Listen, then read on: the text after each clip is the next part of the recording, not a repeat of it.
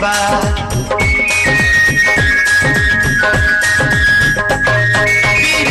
लागल तू हसे मोतिया साच बा, तरसावना तू हमके उमिरिया काच बा। जब सुलह सिंगार तू करेलू,